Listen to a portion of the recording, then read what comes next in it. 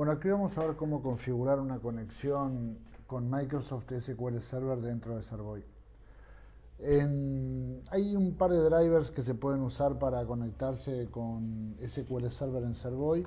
Uno es un driver open source que ya viene con Servoy, el driver JTDS Free, y el otro es el JDBC que Microsoft ofrece en su sitio web, que pueden bajar y copiar a la carpeta drivers para usar. En mi caso que estoy usando el driver JTDS, para hacer una conexión tienen que ir a Database Servers, botón derecho, conectarse con una base de datos existente y elegir Microsoft SQL Free TDS. Bien. Eso les abre esta ventana en donde ponen un nombre para la conexión, el usuario y el password para conectarse con SQL Server. El driver que ya les propone es el SourceForge TDS JDBC Driver.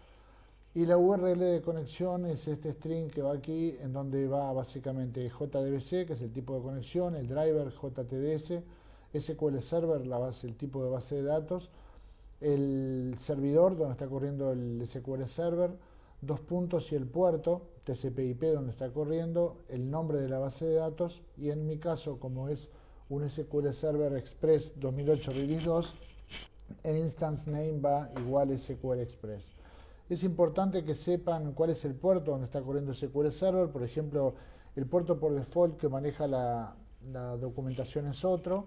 En mi caso lo que hice fue venir a las herramientas de configuración de SQL Server, el Configuration Manager de SQL Server, ir a la parte de protocolos de TCP/IP, que es lo que usa la conexión. Me fijé el puerto que era 3457 y usé ese en el URL de conexión.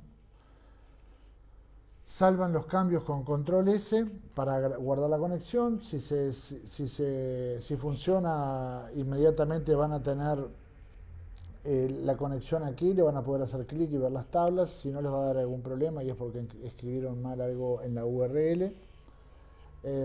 Algo importante, a veces las bases de datos no tienen definida una clave primaria. En el caso de esta base de datos, por lo menos era el caso. Entonces, Servoy requiere que las tablas tengan una primary key para poder trabajar. Entonces, si alguna tabla no tiene primary key definida, van a la tabla con la cual quieren trabajar.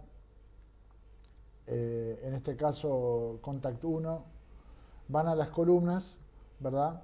Y yo lo que hice fue agregar un identificador de fila, ¿verdad? Para el account number, que yo sé que es eh, el identificador de registro único, y un DB Identity aquí en la parte de tipo de secuencia.